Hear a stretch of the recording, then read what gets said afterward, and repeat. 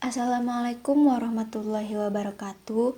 Perkenalkan, nama saya Angelia Rowasalsabila dari Program Studi Pendidikan Biologi Fakultas Keguruan dan Ilmu Pendidikan Universitas Sriwijaya. Di sini saya akan mempresentasikan tugas mata kuliah karya tulis ilmiah, yaitu mereview jurnal dan menganalisis jurnal. Analisis kritis dari artikel jurnal ini nantinya akan digunakan sebagai sumber primer bagi calon skripsi saya nanti yang berjudul Peranan Semut Rangrang Oxophilas maradicna sebagai agen pengendali hayati bagi hama kutu kebul Bemisia tabasi dan sumbangannya pada mata pelajaran biologi di SMA. Dalam menganalisis artikel, terdapat beberapa struktur artikel. Yang pertama itu adalah calon skripsi yang memuat judul dan memuat pembuat skripsi. Judul skripsi saya di sini adalah Peranan Semut Rangrang Oxophilas maradicna sebagai agen pengendali hayati bagi hama kutu kebul Bemisia tabasi dan sumbangannya pada mata pelajaran biologi di SMA. Kemudian ada identitas artikel. Di sini saya menggunakan 3 artikel. Yang pertama itu adalah peranan semut rangrang Oxophilas maradicna dalam pengendalian biologis pada perkebunan kelapa sawit yang ditulis oleh Irham Falahuddin pada Annual International Conference on Islamic Studies atau ICIS ke-13 pada tahun 2013, halaman 2604 sampai 2618.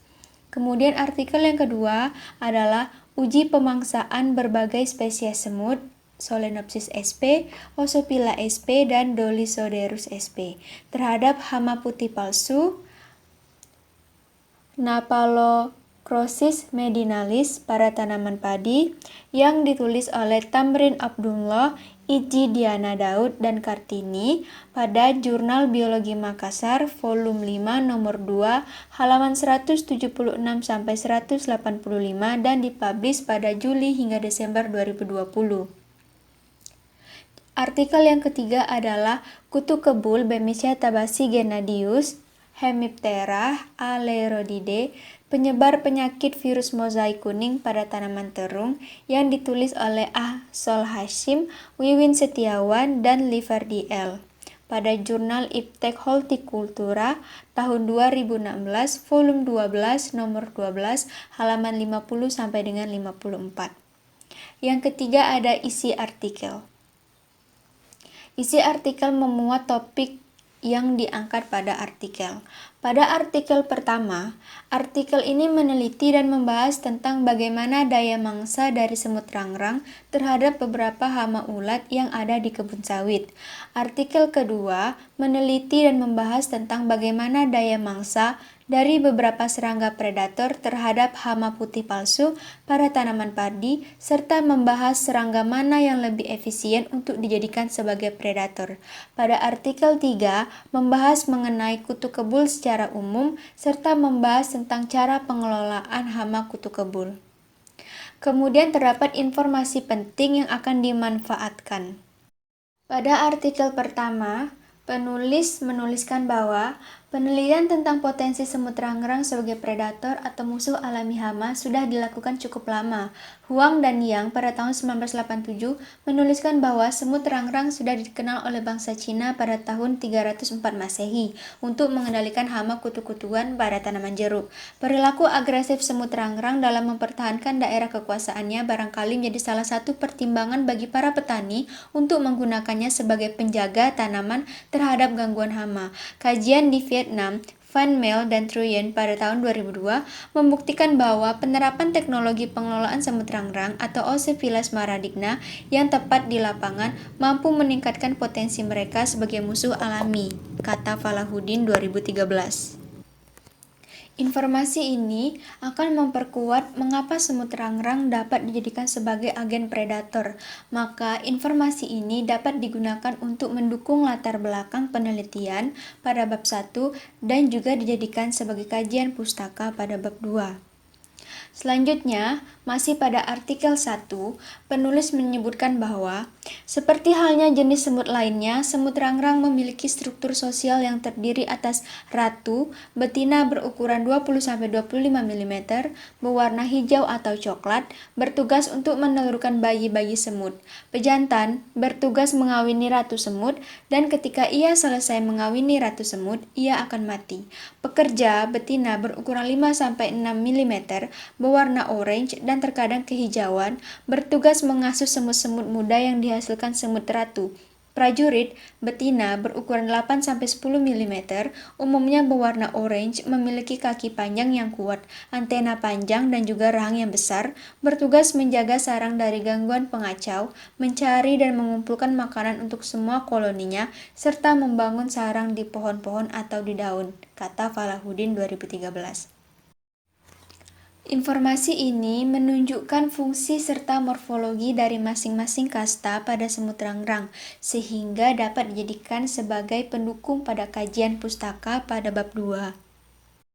Pada artikel kedua yang ditulis oleh Abdullah et al. 2020 menyebutkan bahwa salah satu jenis semut yang juga banyak digunakan dalam mengendalikan hama pertanian antara lain adalah jenis semut rangrang atau Oxophilas smaragdina.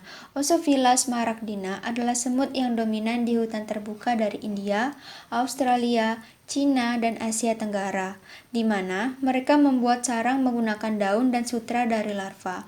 O. smaragdina telah menjadi bagian penting dalam penelitian tentang integrasi kontrol, komunikasi, teritorial dan koloni biologis, serta pengendalian biologis pada hama pertanian atau perkebunan. Informasi ini berisikan bahwa semut rangrang yang biasanya menjadi predator tersebar di seluruh penjuru dunia, sehingga informasi ini dapat diletakkan pada kajian pustaka bab 2 pada subbab distribusi semut rangrang. Kemudian, pada artikel ketiga yang ditulis oleh Hashim et al. 2016 menyebutkan bahwa Bemisia tabaci merupakan serangga berukuran kecil yang umum disebut kutu kebul atau kutu putih. Hama ini disebut kutu kebul karena apabila keberadaan imago pada tanaman terganggu, misalnya karena gerakan tumbuhan oleh angin atau sentuhan manusia, maka imago tersebut akan berterbangan seperti kebul. Dalam bahasa Indonesia artinya asap. Kutu kebul ataupun kutu putih terdistribusi luas di daerah tropik dan subtropik, serta di daerah temperate ditemukan di rumah kaca.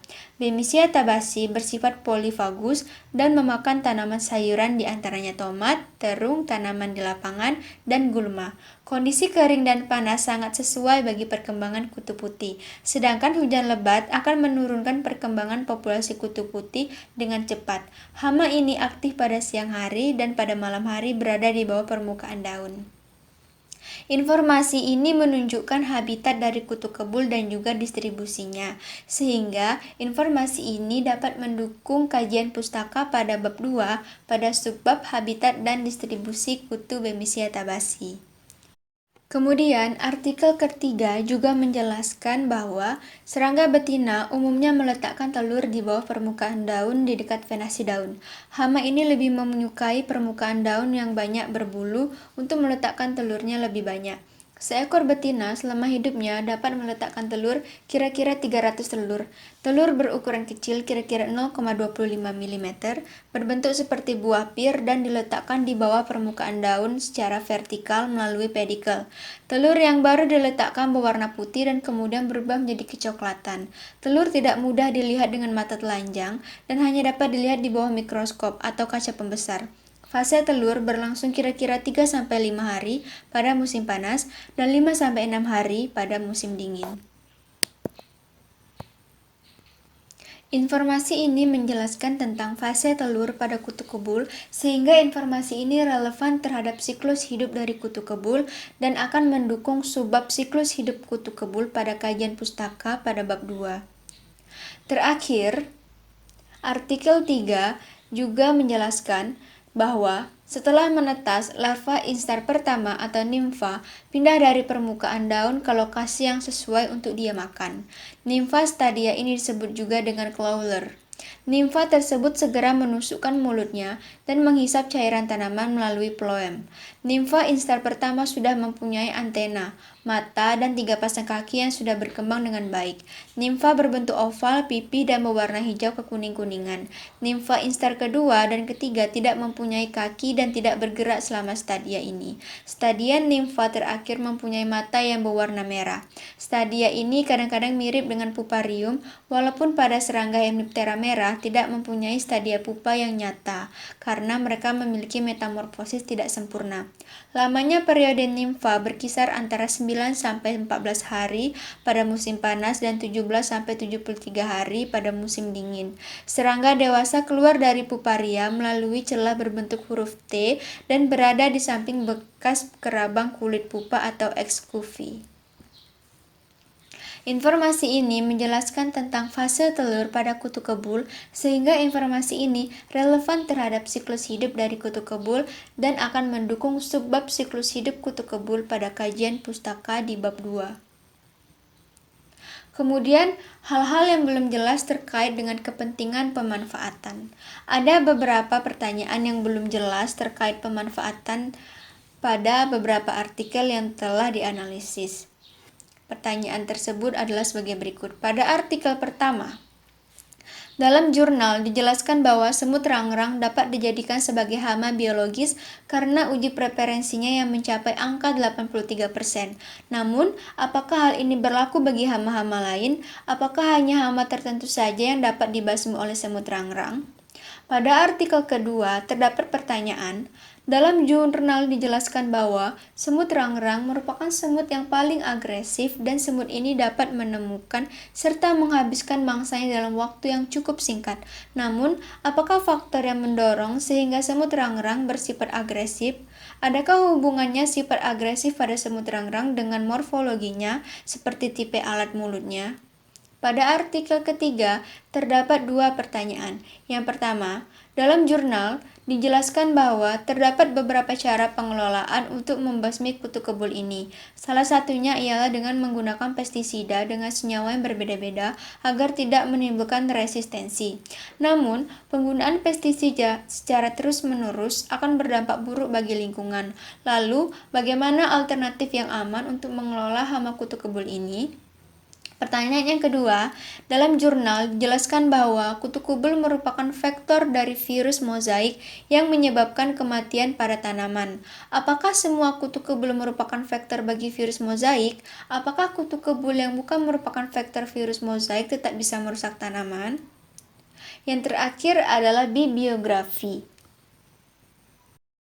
Baiklah teman-teman, sekian presentasi saya. Apabila ada kesalahan, saya mohon maaf. Semoga presentasi dari analisis jurnal ini dapat bermanfaat bagi kita semua. Saya akhiri dengan wassalamualaikum warahmatullahi wabarakatuh.